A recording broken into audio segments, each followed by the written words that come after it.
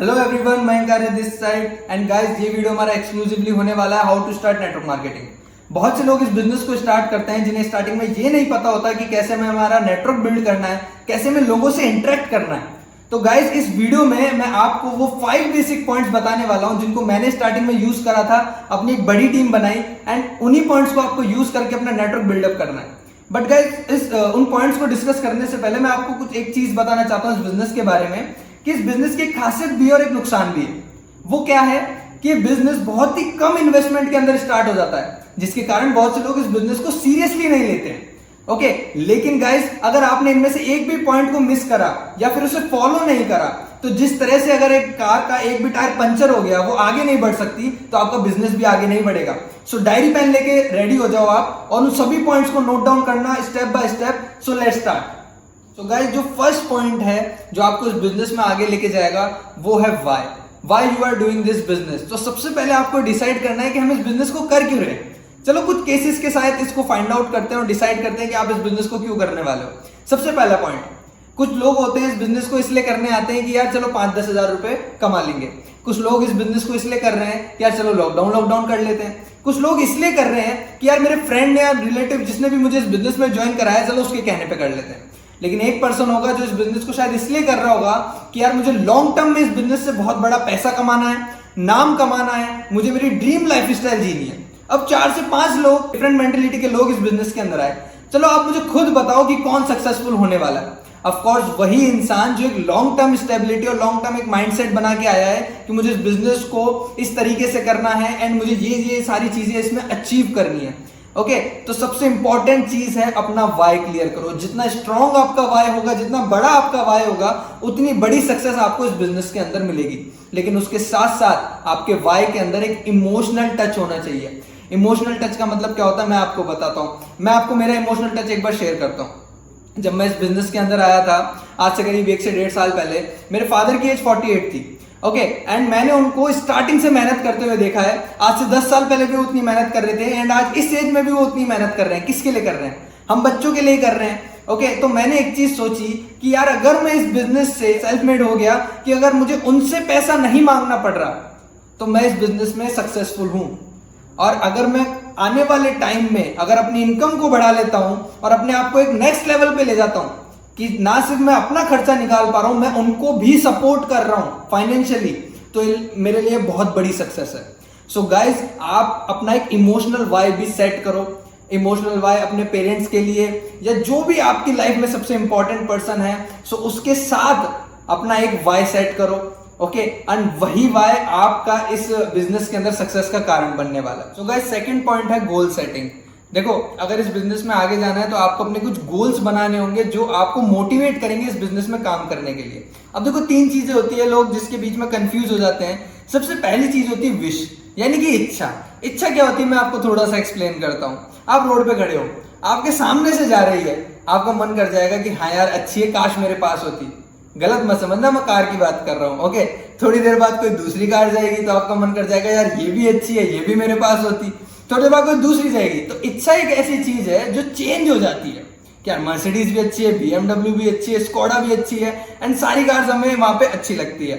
Okay, लेकिन जो second चीज होती है वो होती है ड्रीम। ड्रीम क्या होता है कि यार मुझे अगर कार चाहिए ना, तो यही कार चाहिए। मान लीजिए आपकी फेवरेट कार है मर्सिडीज, यार मुझे चाहिए तो मर्सिडीज ही चाहिए।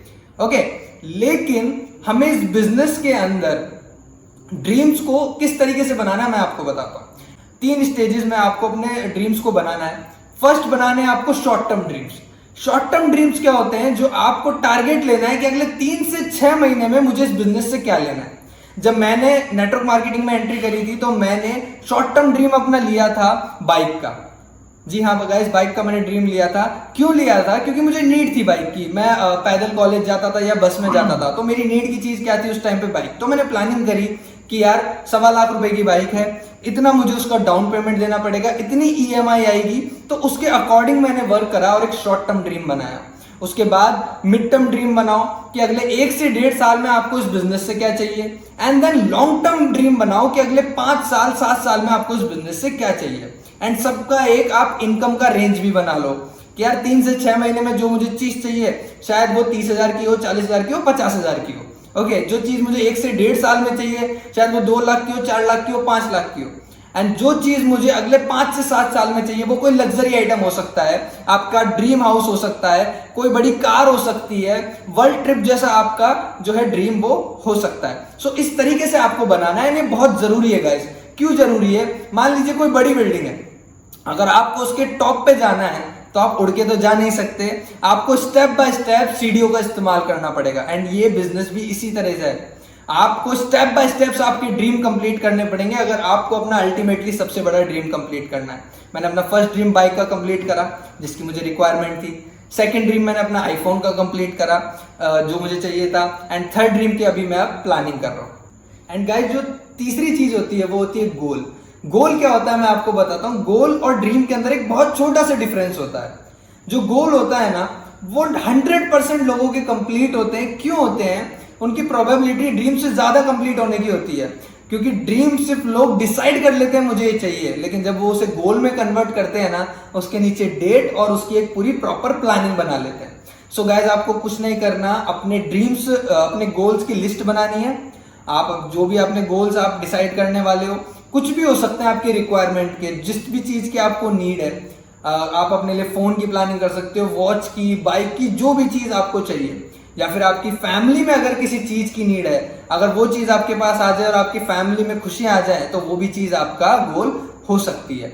ओके, सो जल्दी से अपनी डायरी के अंदर गोल्स लिखना, उनकी डेट लिखना कि मुझे ये चीज इस डेट तक चाहिए, और अपनी जो सीनियर अपलाइन है उसके साथ उस चीज को डिस्कस करना, ताकि वो आपको एक प्रैक्टिकल प्लानिंग दे सके कि अगर आपको एक चीज करनी है तो आपका इनपुट कितना होना चाहिए, आपको कितना हार्डवर्क इसके लिए करना पड़ेगा। सो गाइस, जो थर्ड सबसे इंपॉर्टेंट चीज है इस बिजनेस के अंदर, वो है इस बिजनेस का रॉ मटेरियल, एंड वो है गेस्ट लिस्ट। यानी कि हमें इस बिजनेस में लाना किनको है, हमें अपना नेटवर्क किन लोगों पे बनाना है। आपने अपना वाई बना लिया कि क्यों बिजनेस को करना है, आपने अपने टारगेट्स भी बना लिए, बट अब हमें इनकम कैसे होगी और कैसे हमारा नेटवर्क बनेगा, वो सबसे इंपॉर्टेंट चीज है। ओके, सो अगर हमें गेस्ट लिस्ट बनानी है तो उसका एक प्रॉपर प्रोसीजर होता है, उस प्रोसीजर को आपको फॉलो करना है। वो प्रोसीजर क्या है? सबसे पहली चीज, आपको एक फॉर्मूले को फॉलो करना है जिसे हम कहते हैं फ्रेंड्स फॉर्मूला। एफ का मतलब होता है फ्रेंड्स, यानी कि हर इंसान के कुछ बेस्ट फ्रेंड्स होते हैं, 5 से 10, जो उसको ये जरूर कहते हैं कि भाई आधी रात को भी काम पड़ जाए ना तो बोल देना भाई, भाई तेरे लिए तो जान भी हाजिर है। तो हर इंसान के ऐसे कुछ दोस्त होते हैं। आर का मतलब होता है गाइस रिलेटिव्स। हर इंसान के कुछ ना कुछ उसकी उम्र के रिलेशन में लोग होते हैं जिन्हें हम कजन्स कहते हैं। ओके, सो आपको उन लोगों का भी अपनी लिस्ट के अंदर नाम लिखना है। आर के बाद आता है आई का मतलब होता है इंस्टीट्यूशनल फ्रेंड, जो कि सबसे बड़ा हमारा गेस्ट लिस्ट का क्राइटेरिया होता है। इंस्टीट्यूशनल में कौन कौन लोग आते हैं? जिस स्कूल में हम पढ़े, जिस कॉलेज के अंदर हम पढ़े, जिस कोचिंग के अंदर हम गए। अब ये बहुत बड़े सर्कल के अंदर हम आ जाते हैं। क्यों? क्योंकि जब हम स्कूल में पढ़ते हैं ना, तो सिर्फ हम हमारी क्लास के लोगों को नहीं जानते, सीनियर्स को भी जानते हैं, जूनियर्स को भी जानते हैं। कॉलेज के अंदर भी सेम होता है एंड कोचिंग के अंदर भी सेम होता है। एंड बहुत सारे वही लोग आज हमारे व्हाट्सएप पे कनेक्टेड है, फेसबुक पे कनेक्टेड है, या फिर हमारे इंस्टाग्राम पे कनेक्टेड है। तो उन सबके नाम भी आपको लिस्ट के अंदर लिखने हैं। आई के बाद आता है ई का मतलब एम्प्लॉय सेक्टर। ओके, बहुत से ऐसे हमारे फ्रेंड हैं जो ऑलरेडी कहीं ना कहीं जॉब कर रहे हैं, लेकिन शायद वो अपनी जॉब से सेटिस्फाइड नहीं है और पार्ट टाइम बेसिस में अपनी जॉब के साथ और एक्स्ट्रा इनकम करना चाहते हैं। तो उन लोगों के भी आपको नाम लिखना है। ई के बाद आता है गाइस एन का मतलब होता है नेबर, यानी कि पड़ोसी। सबसे जो कहते हैं ना इंटरेस्टिंग कैटेगरी, वो ये होती है। क्यों होती है? आप एक छोटा सा है ना डेमोन्स्ट्रेशन करके देखना इन लोगों के साथ। एक मिठाई का डिब्बा ले जाना और कहना अंकल आंटी मेरी 1 लाख रुपए की नौकरी लग गई, और अपने घर पे आ जाना और देखना रात को आपके घर की लाइट बंद हो जाएगी लेकिन इन लोगों की जल रही होगी। क्यों? क्योंकि अंदर ही अंदर एक चीज चल रही है कि यार हमारे बेटे की नौकरी तो लगी नहीं, इसकी कैसे लग गई। ओके, और जो मिठाई आपने दी है ना, वो गले से उतरेगी नहीं गाइस, ठीक है। तो हर इंसान के 2 पड़ोसी होते हैं, लेफ्ट और राइट, और दोनों को बताना इस बिजनेस को जरूरी है। क्योंकि भले ही ये बिजनेस को ज्वाइन नहीं करे, लेकिन ये कल को आपको आगे कोसेंगे तो नहीं कि यार तूने इस बिजनेस को हमें बताया नहीं था। ओके, एंड के बाद आता है डी यानी कि डेडिकेटेड पर्सन। डेडिकेटेड पर्सन कौन होते हैं? जो ऑलरेडी किसी अच्छे पद पे हैं। आप कह सकते हो इंजीनियर हो गए, डॉक्टर हो गए, लॉयर हो गए, टीचर्स हो गए। ओके, सो आपकी नजर में बहुत से ऐसे लोग होंगे जो एक रेस्पेक्टेड प्रोफेशन में होंगे, लेकिन शायद उनके पास टाइम फ्रीडम नहीं होगी। ओके, सो आप उनको भी इस बिजनेस को बता सकते हो। सो गाइस यहाँ तक तो हमारी लिस्ट बन जाती है। अब बहुत से लोग एक गलती करते हैं, वो गलती क्या करते हैं, लिस्ट बनाते टाइम बन जाते हैं भगवान, यानी कि गॉड। पहले ही सोच लेते हैं कि कौन ज्वाइन करेगा, कौन ज्वाइन नहीं करेगा, किसका नाम लिखूं, किसका नाम नहीं लिखूं। गाइस ये गलती बिल्कुल भी मत करना, हर इंसान का नाम लिखना।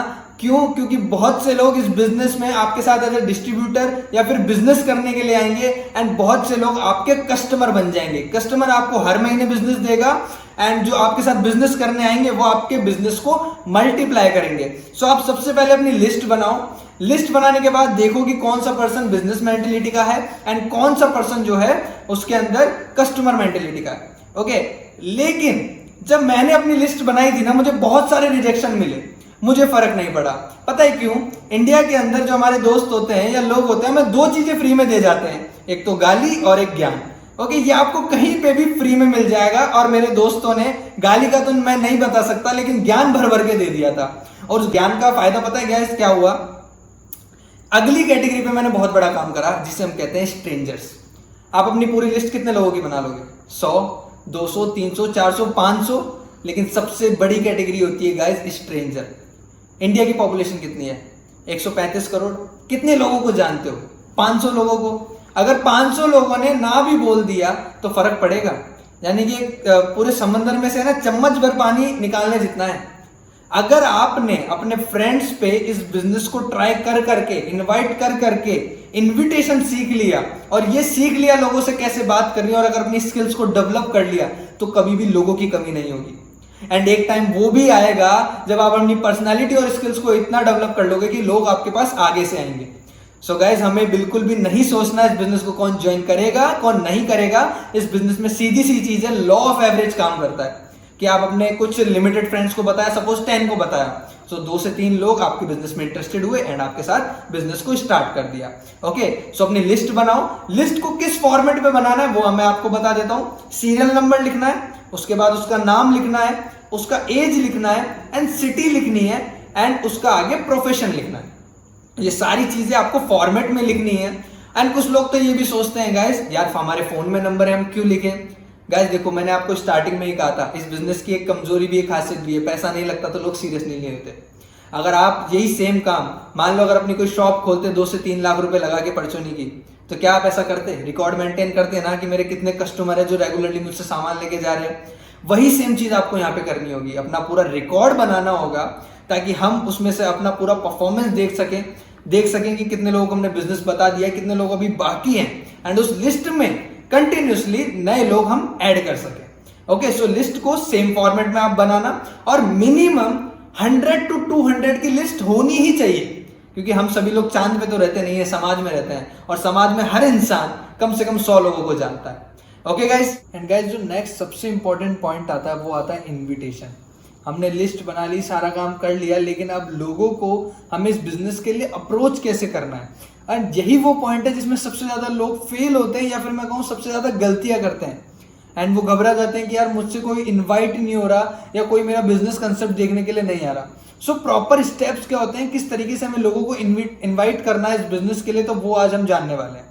ओके, तो सबसे पहली चीज, हमें जो लोगों को इनवाइट करना है वो आप कोशिश करो कि आप ऑन कॉल इनवाइट करो, एंड कॉल का जो ड्यूरेशन है वो आप बहुत छोटा रखो। ओके, सो ऑन कॉल आपको बात कैसे करनी है वो चीज हम थोड़ा सा जान लेते हैं। आप नॉर्मल उससे बात करो सबसे पहले, ना कोई कंपनी का आपको नाम लेना है। कुछ लोग क्या करते हैं, सीधा कॉल करते हैं, अरे भाई मैंने ये कंपनी ज्वाइन कर ली, भाई मैं नेटवर्क मार्केटिंग कर रहा हूँ। और जब हम उनको बताते हैं ना, तो वो पर्सन कहीं ना कहीं गूगल पे सर्च करता है, कहीं और सर्च करता है, किसी और से पूछता है, और उसका एक्साइटमेंट खत्म हो जाता है, और उसको प्रॉपर इस बिजनेस की नॉलेज नहीं मिलती, इसलिए वो इंटरेस्ट नहीं दिखाता। सो आपको क्या करना है, कहीं पे भी कंपनी का नाम नहीं लेना, कोई भी उसको कंसेप्ट के बारे में कुछ नहीं बताना, उसको इन्वाइट करना। जैसे कि हम किसी को शादी के लिए इन्वाइट करते हैं ना, उसको ये नहीं बताते शादी में क्या होने वाला है, कौन है, क्या है, गार्डन कैसा है, हम उसे बस इन्वाइट करते हैं। सो कॉल करो, आप सबसे पहले नॉर्मल बात करो, जैसा हम दोस्त आपस में करते हैं, प्यार से करो, गाली देके, जो भी आपका तरीका है, जैसे भी आप कर रहे हो ना, बस वही तरीका रखना, चेंज मत करना। नॉर्मली कैजुअली वैसे ही बात करो, घर पे कैसे हैं वो सब चीजें पूछो। देन उसके बाद बातों बातों में ये जानो कि अभी लॉकडाउन चल रहा है, या फिर वो कॉलेज के अंदर स्टडी कर रहा है, जो भी चीज वो कर रहा है उसके साथ साथ वो कर क्या रहा है। ओके, क्या उसका टाइम वेस्ट जा रहा है, वो पबजी खेल रहा है, वो चैटिंग में टाइम को वेस्ट कर रहा है, क्या कर रहा है, वो सारी चीजें उसके बारे में जान लो। उसके बाद उससे बोलो कि यार मेरे एक ब्रदर हैं, अब मैं हूं आपके लिए आपके अपलाइन, आपका सीनियर, अब आप मुझे जो बनाना चाहो बना सकते हो। अपना ब्रदर बना लो, अपना मेंटोर बना लो, सीनियर बना लो, कजन, जो बनाना है बना लो। और उसको कहो कि यार ये जो मेरे भैया हैं यार, इन्होंने लॉकडाउन के अंदर या फिर लॉकडाउन नहीं भी है तो ये सोशल मीडिया के थ्रू यार घर बैठे इनकम कर रहे हैं अपनी स्टडीज के साथ साथ। तो यार इन्होंने मुझे बताया था बट मुझे समझ नहीं आया, तो यार तू मुझसे ज्यादा समझदार है और शायद तू इस चीज को समझ पाए। अब आपने क्या करा, इनडायरेक्टली सामने वाले की तारीफ कर दी, यार तू मुझसे ज्यादा समझदार है। क्या वो मना करेगा कि वो समझदार नहीं है? ऑफ कोर्स वो कहेगा कि हाँ यार हूं, बता क्या चीज है। तो उसको बोलो कि यार तू एक बार उस कंसेप्ट को देख, अगर समझ में आ गया तो दोनों भाई साथ में कर लेंगे। ओके, आपने इस तरीके से उसको बताया। देन उसके बाद आपने क्या करा, जो भी लोग मेरे ग्रुप से बिलोंग करते हैं उनको पता होगा हम इनविटेशन कैसे करते हैं। मेरा एक 3 मिनट का शॉर्ट इंडक्शन वीडियो है जिसके अंदर हम इनकम पोटेंशियल को शो करते हैं कि कितनी इनकम आप कर सकते हो। तो आपको कुछ नहीं करना, वो वीडियो उनको सेंड करना है। वो वीडियो इस तरीके से डिजाइंड है कि सामने वाले में ऑटोमेटिकली जो है ना एक्साइटमेंट क्रिएट हो जाएगा। वो आपसे पूछेगा कि यार आगे का प्रोसीजर क्या है, कि यार आगे का बिजनेस क्या है वो भी बता। आपको कुछ नहीं करना, आपके जो इमीडिएट अपलाइन हैं जिनके साथ आप बिजनेस को बिल्ड कर रहे हो, जो आपके स्पॉन्सर हैं, उनको आपको उस बंदे से कॉन्फ्रेंस पे कनेक्ट करा देना है कि यार चल मैं तेरी उनसे भैया से बात करवा देता हूं। उसके बाद आगे वो उसको हमारे जो वेबिनार है या तो उसके लिए इनवाइट कर देंगे।